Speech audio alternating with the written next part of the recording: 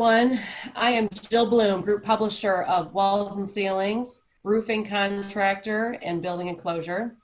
And I'm here with Trent Cotney, CEO of Cotney Construction, and Mark Fowler, the editorial director of Walls and Ceilings, and also the executive director of the National Terrazzo and Mosaic Association, as well as the Stucco Manufacturers Association.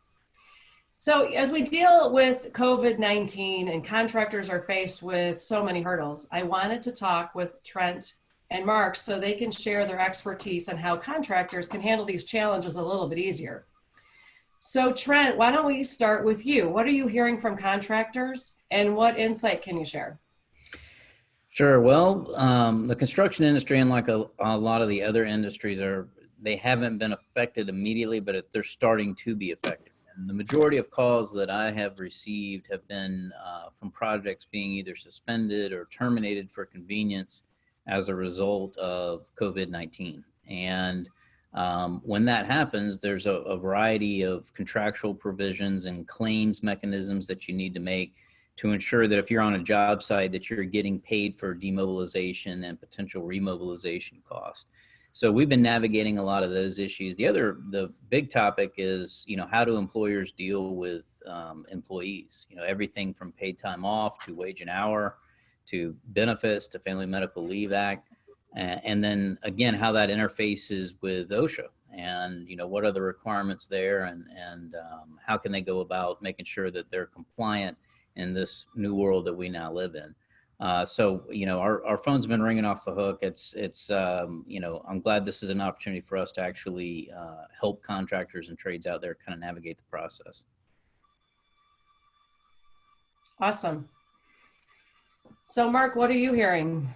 I'm hearing very similar to what Trent is hearing. I have contractors because I run two national associations. I can tell you that contractors, I did a poll yesterday. I talked to contractors in LA, New York, Dallas, Kansas City, Minnesota, and Boston, and in the Carolinas. And all of them came back and said that they've got at least 1 to 2 jobs that are shut down. And they can see the writing on the wall, as Trent said, that it looks like others are in the forecast to be shut down. I can tell you that right now that they have, the uncertainty is probably the worst thing and the scare for them, that they're not sure what's going to happen.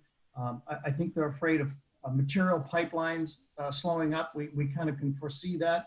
But one thing that isn't talked a lot about, and I just was talking to a contractor this morning, and he said he's worried about the money pipeline slowing up because owners, even though there's going to be this funding, they're afraid that owners start to get panicked and then they decide not to pay their bills on time, which that affects everything. That's really important. And then probably the worst thing, and I don't mean to be the bearer of bad news, but it's something to think about. The city of Irvine in California here just announced yesterday that they will no longer do city building inspections, which means how can you move on to the next phase of a project if you're not getting inspection passed on the first phase? And while that's only one city, we know these things can kind of start to spread as the fear starts to spread on this. So I think it's really the uncertainty and the fear of all of this from that side that they're wondering what to do. Yeah, well, I have a few questions I wanted to run through with you guys. I hear talk about OSHA 3990 lists 4 categories for risk exposure to COVID-19. Would all construction workers fall in the lower risk range? And is it foreseeable a project manager might be classified as a medium risk exposure? Can you guys touch on that? Yeah, the OSHA ruling, it's actually not a ruling or a standard, it's a guidance paper. And I would encourage all contractors, it's real simple to find, just go to Google. And if you put in OSHA COVID-19, it'll be the first item to come up. And it's a guidance paper that was just published within the last week or so by OSHA on what employers, this is all employers, not just construction employers, all employers are supposed to do. It's a guidance procedure on how to handle their employers during this COVID-19 crisis. One thing they have in there, and I'm going to hold it up here so you can kind of see it, is there's a pyramid chart in here, and it shows they have 4 categories, with the top being the very high, then medium, and low risk. And what's nice about this it's actually something as a contractor, you can use this to sort of help you, because you have to define, you're putting that responsibility to define what's a risk category. Well, if you make it up yourself, there's first we always want to take care of our employees, and we know that, everybody does. We understand that, but you're also, and I guess Trent could probably cover that more from a legal point of view, there's also the legal ramifications of it. And that would scare me as a contractor, and I was a contractor. I'm like, well, what do I do? Well, if you follow OSHA's guidelines, you have backup on that. And that's where having that OSHA guidance paper and using that table will help you follow that. And most construction workers, because I think low risk was decided as having low or infrequent contact with people, not constant contact with people that are with other people. So most construction workers fall in that, and they would consider that. Where I could see that maybe they would move into more the medium range would be if you had an international project and Trent might have a better answer to this, but I think that if you had and it's ironic that one of my associations is international, and I had a guy that was supposed to go to Qatar, and I just canceled his trip, and he was saying, no, I should go. No. To me, he would be a medium risk because he does travel internationally a lot. So I curtailed his travel for that. So I think what I like about that paper, that's what I would encourage people to download that, read that as part of your strategic plan, and also your procedures and guidance to use that, because you can never go wrong using the code and OSHA for safety and building construction like that. And I'll let Trent add on to that if he's from a legal point of view. Sure. Well, I think Mark is spot on. The majority of construction projects out there are going to be relatively low exposure risk. We have encountered some contractors that are engaged in hospital construction or, triage centers, that kind of thing, where there is a higher risk and a higher level of care needs to be taken. But generally, OSHA, its guidance right now is beneficial. There is not a specific, code of federal regulation exactly on how to deal with coronavirus. What they're saying is follow the general duty clause. The general duty clause basically says that employers have a duty to make sure that they are keeping their employees away from potential hazards.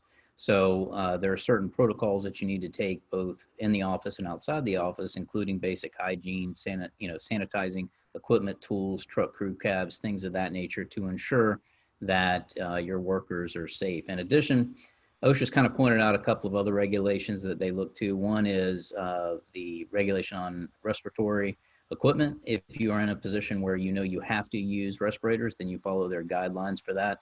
That would be for the more medium to high exposure type contractors that are engaged in hospital work or triage centers, that kind of thing. Finally, OSHA suggested that some of the regulations that deal with bloodborne pathogens, even though this is not a bloodborne disease, are beneficial and useful. So it's in reading those regulations, it can kind of give you some guidance on what to do and what not to do. The key thing that I'm trying to stress to anybody in the construction industry right now is training, okay? Toolbox talks are critical so that everybody understands that this is not just a cold, this is different. And understanding the basics of why this is important. It was explained to me by someone that was a lot smarter than I was, exactly why this is different than the flu. And the reason it's different is because this thing started in China, animal-based, and within a few weeks morphed into something that was human. So the concern here, unlike a flu, which tends to be a human-borne disease and we build up antibodies and things of that nature, is that it's a rapidly progressing, mutatable type strain. So that's why all these precautions are being taken, and we shouldn't take them lightly. And I think that's why you're seeing these draconian type efforts taken to ensure social distancing, and you have business closures and all these other things. So from an OSHA standpoint, from a safety standpoint, take it seriously, because all it takes even if you're just concerned about your business, all it takes is one employee to be infected to basically shut down your office. So you want to make sure that in addition to protecting your employees, that you're looking out for your business interests as well. Yeah, big hurdles. Well, the next question is kind of deals with contracts, and I had a question. I have looked for the force majeure clause in my contracts. And what about contracts that afford no relief for events like pandemics or epidemics? even for matters beyond a contractor's control, what can contractors do? Sure. So force majeure clauses are the equivalent of acts of God clause. So what that says in most construction contracts is that it will say, in the event there is an earthquake, a hurricane, a war, a strike, it'll have a list of things that are considered acts of God. And it'll say if one of these events occur, then your performance is excused or you're entitled to some kind of relief. Okay, so the first thing that you need to do when you're trying to check what your contractual obligations are or your ability to assert claims is see if there is one of these force majeure or act of God type provisions in your contract.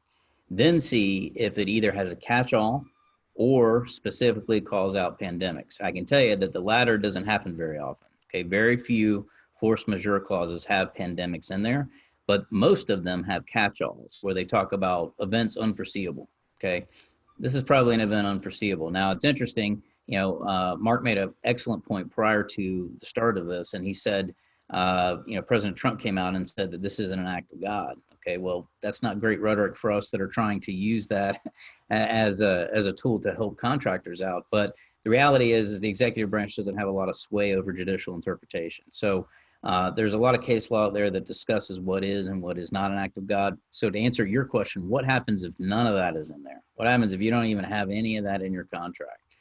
Well, there's a couple of theories within case law. This is pretty much in every state in the United States. There are two theories. One is called frustration of purpose. The other is impossibility of performance. And what those arguments are in the common law is they say, look, if you can't do something because the government is prohibiting you from doing it or you are otherwise unable to carry out what you need to do, then legally there is an excuse there that allows you to get out of performing. Okay, it doesn't necessarily say, here's a pot of money to pay for your delay claims. What it does say is, hey, you might not be liable for delaying this project or continuing the project. Mark brought up a comment earlier that I thought was useful here, and that was that we are starting to see some material slowdowns. I've had issues with nails. I've had issues with specialized equipment coming from China. I've seen increased costs, but more importantly, I've seen delays. So I think as this thing continues, you're going to have those issues. My suggestion to any contractor or trade that is out there is that if you are suspended on a project or if you are terminated, get your claim in immediately. The owner or the customer may say, I'm not interested, but from a legal standpoint, the sooner you get that in, the sooner you paper that file with what your claim is in the backup, the more likely you are to be able to recover at a later point in the event that you have to decide you're going to go in the dispute process. So that would be my suggestion there if you do not have one of those provisions in your contract. If I can add on to that, I agree with Trent. Trent made some great points, and I agree. It's interesting because right now I'm involved in a force majeure clause, but not for it's a convention. Obviously, we run a convention. We're doing one in Canada. Last week, I made the decision that I thought we should cancel. I got board approval for it. I sent a certified letter to the hotel resort that we were going to cancel. We're exercising our force majeure, and they came back and said, no, you can't do that. And then it became an email back and forth, and timing was, as Trent said, timing was everything. And then yesterday, I actually, just as they closed, it was in Canada. They just closed the border in Canada. I used that, and then finally they relented and said, yes, you can cancel, and they'll return our deposit. So I think that's what Trent was saying. Timing can be sometimes very critical to make sure you stay ahead of it.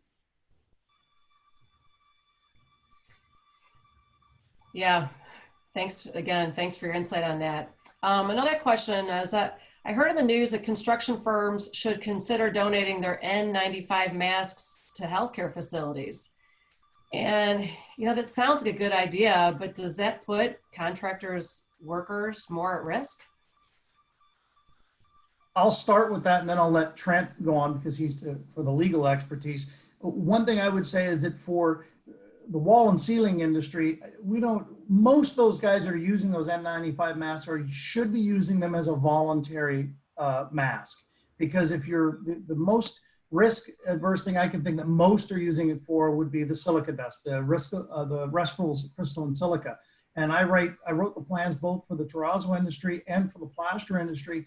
And the plaster industry has a lot less risk assessment for it with the terrazzo industry because we grind concrete it's very much right in our forefront. And even with them, the use of those masks are voluntary if you're following the Table 1 guidelines, which means you're using the proper engineering controls with vacuums and water suppression.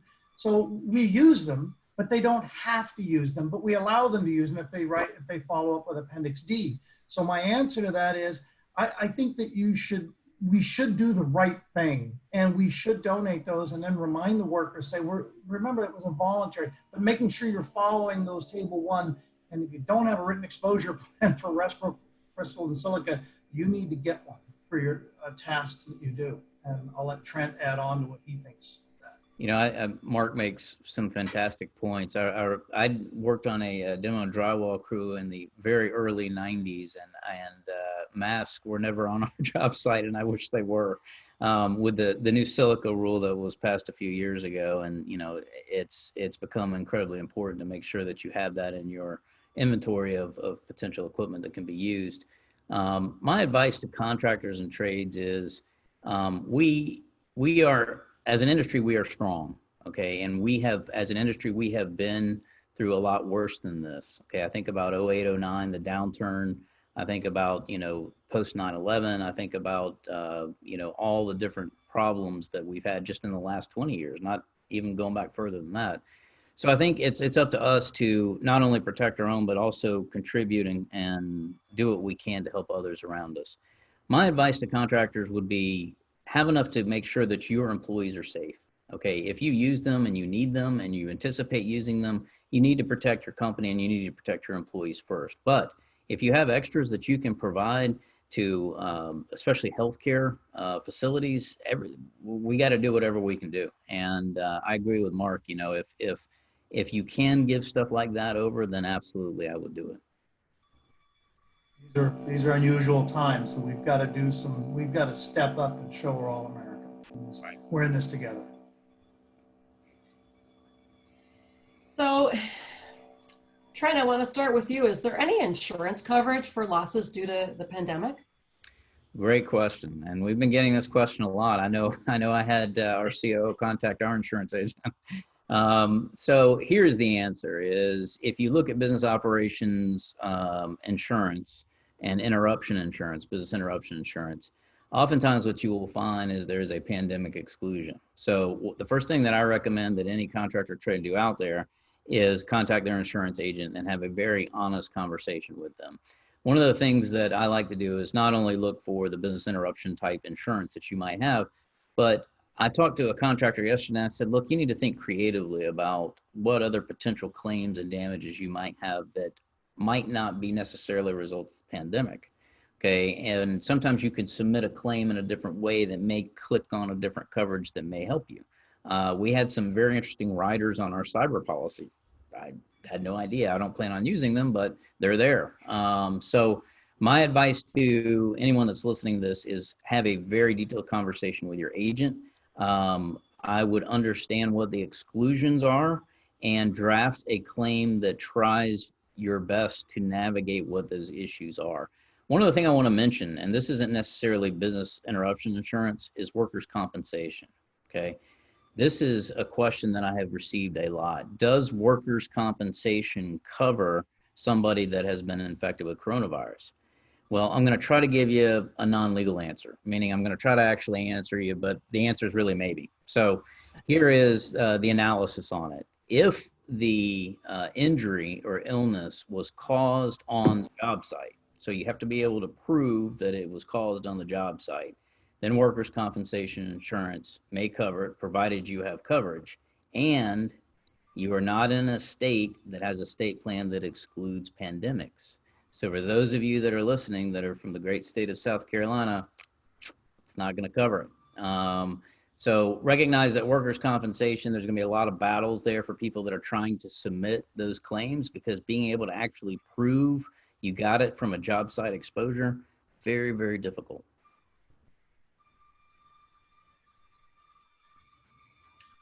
Yeah. Well, I had another question here. So I had a contractor ask the other day, I have reviewed the prime contract and my subcontract and find discrepancies in language dealing with delays. I signed the sub, but not the prime. Is one prevalent over the other? So it sounds like a me question. So I'll start off. The answer is complicated. Let me give you the analysis. Okay. The first thing that you need to do is you need to look to see if there's an order of precedent clause in your contract. I call it the who's on first clause. What that says is it usually says the contract documents consist of the subcontract, the prime contract, the plans, specifications, so on and so forth. In the event of a conflict, the following documents govern and control: the subcontract, followed by the prime contract, followed by the plans, followed by the specs. That's how you go about looking at stuff. Okay. If one of those order of precedence clauses do not exist, if there's nothing within those contract documents to help you interpret who's on first, and you have two conflicting provisions, then what happens is you've got a contractual ambiguity. Okay. Then you get into, this is getting into the deep end of legal, but you get into who drafted the contract and who's responsible for what. And some states have statutes that construe directly against the drafter or have case law that deals with that. But the first thing I would do is do a deep dive into your contract documents to figure out if one of those exists. And then regardless of if you can't find one, I would submit your delay claim based on whatever is the most favorable to you and let them tell you you're wrong. Then deal with it when it comes. That's what I would do. Good insight, Trent. So another question. I heard the Small Business Administration was going to help small firms and loosen restrictions to help. I see there are many loan firms like Loan Builder and SmartBiz that offer help to get SBA loans. Do either of you have any insight on this? The only insight I know, I've actually tried to apply for an SBA loan years ago, and I know it can be very challenging and difficult. As I understand, the SBA is going to start to loosen the purse strings a little bit and allow those to help some of these businesses in trouble. I'm just going to reiterate what I've heard on television recently, where a financial news person said that what you should try to do, and Trent may have more information on this than I do, is that you should try to start with your state and local governments first, to try to go up through that way instead of just try right to the SBA. Try your state, whatever local, and try to do that and work up through that. So that's what I've heard is the best option. Yeah, I think Mark nailed it. I can tell you that you almost need an engineering degree and a dedicated content writer to apply for an SBA loan. But hopefully they loosen that up a little bit. I can't speak to other websites that apply for SBA loans. What I would caution contractors that are out there or anybody that's in the industry that's looking to make an SBA loan is watch out for scams. We've already caught a few of them. Go through a bank or somebody that you know that can navigate the SBA loan process with you. It's just a trusted source. It is something that I think, to go back to Mark's point, I think they are going to loosen it up a little bit. I think they have to. There's going to be a lot of businesses that are going to be hurt as a result of this, not just hospitality and restaurants and things of that nature. So again, start now because it's a lengthy process and you want to be at the front of the pack if you can.